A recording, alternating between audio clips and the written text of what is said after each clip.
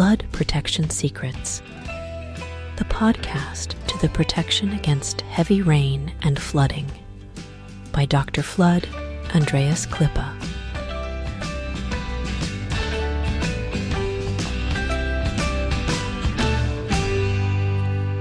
The human factor in flood protection, why people decide between success or failure. And I subtitled it with When Protection Depends on People, Not Systems. So hello and welcome back to Flood Protection Secrets. Great to have you here again. And in the last episodes, we spoke about structure, about engineering and about execution. Today we talk about something that is often underestimated, but absolutely critical. People. Because no matter how good your system is, no matter how well it is engineered, designed and installed, in the end, it depends on people. So let me explain what I mean. A flood protection system does not protect automatically. It must be deployed correctly, on time, under pressure. And this is where reality begins. Let me give you a simple example.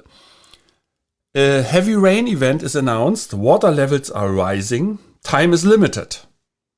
Now the question is not, do we have a system? The real question is, do we know what to do? Who is responsible? Who gives the signal, the go signal to install or to operate the flood barriers? Doors are not installed, flood doors are operated. You swing them, or sliding gates, for instance. They are sliding, or drop-down barriers, flip-up barriers, so pivoting barriers. So who gives the signal to operate them? Who installs the barriers when it comes to stackable systems or to manually operated systems?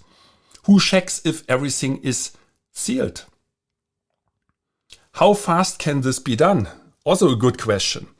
Imagine you have, I mentioned that in the last episode, you have 64 entrances to protect. So what do you do first? When you are a homeowner, when do you start closing your garage?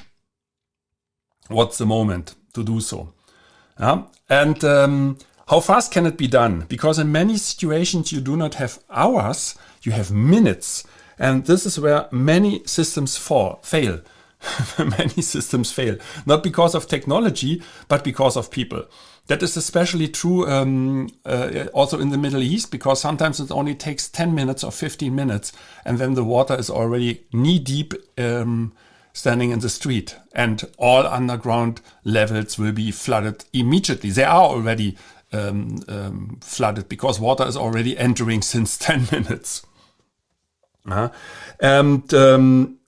So the systems do not fail because of technology, they fail because of people. There's no training, there are no clear roles, no routine, and suddenly a good system becomes completely useless. So let us look at this from a business perspective. If your team is not prepared, your operations are at risk. Delays in deployment, so your business operations, are at risk. Delays in deployment lead to water.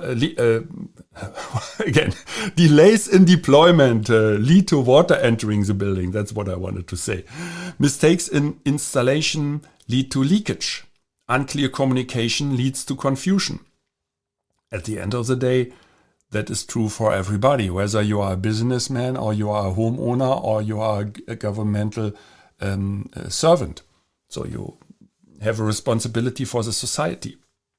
When it comes to public hospitals, for instance, schools, universities, public transport systems like subway and airports, bus stations, and so on and so forth.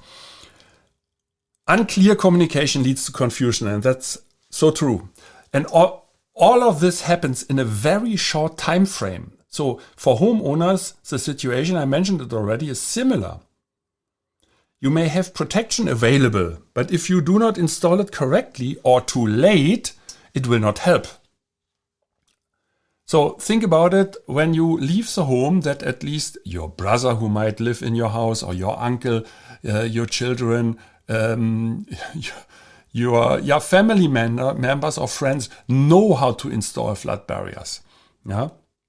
That is why some people tend to use automatic flood barriers. Yes, You have to invest more money, but at least it will protect what is important for you. It always depends on the value you want to protect.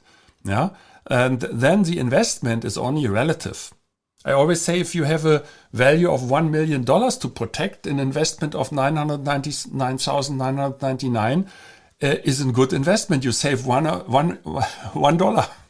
Yeah. At the end, it depends on what you want to protect and what are you ready to give away in case of heavy rain and flooding if you are not protected.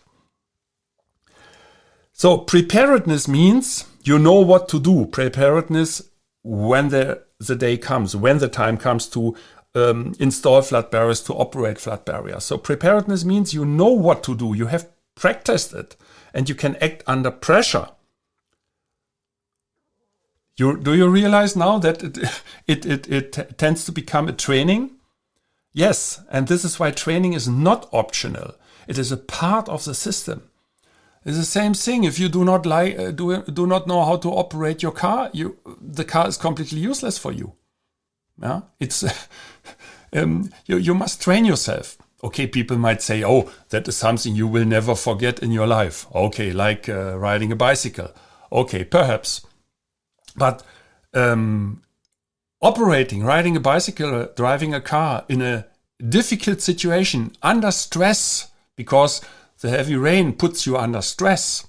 So you are now in a stress situation. And that makes a big difference. And then I want to see whether you are still able to ride the bicycle and drive the car in a perfect way like you did before. That is why pilots of airlines are always trained under stress situations. It is very, very easy to fly an airplane.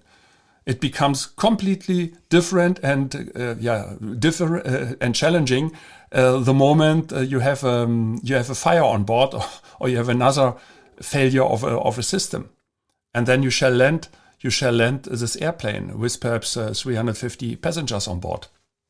Now that puts a pilot under stress, but because these pilots are trained for that, so they can manage it.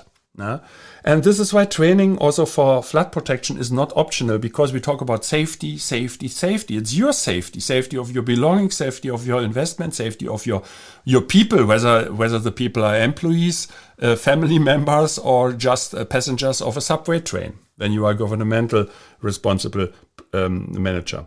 So training is a part of the system, and let me repeat that. Training is a part of the system.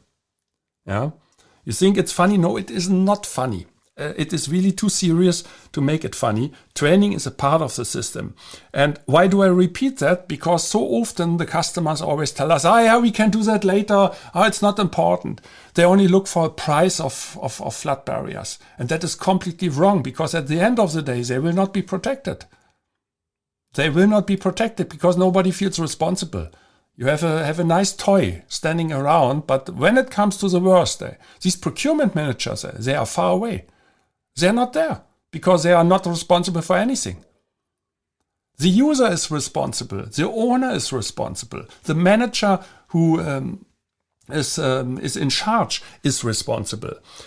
And that is why and also the team that shall install and shall operate the flood barriers in case of heavy rain and flooding must be trained. And this brings us back to the flood protection pentagon, because the fifth element, operation and preparedness, is where everything comes together.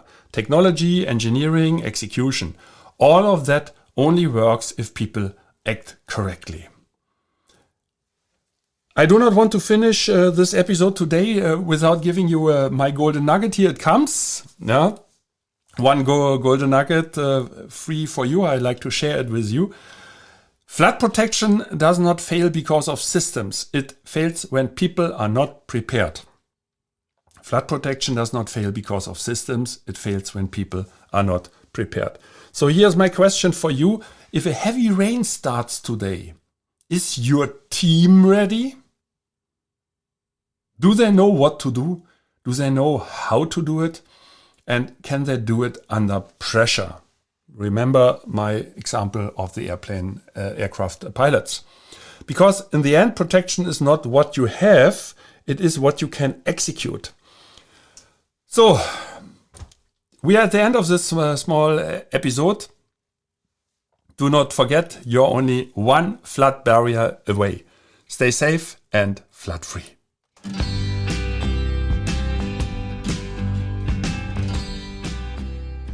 Flood Protection Secrets, the podcast to the protection against heavy rain and flooding, by Dr. Flood, Andreas Klippe.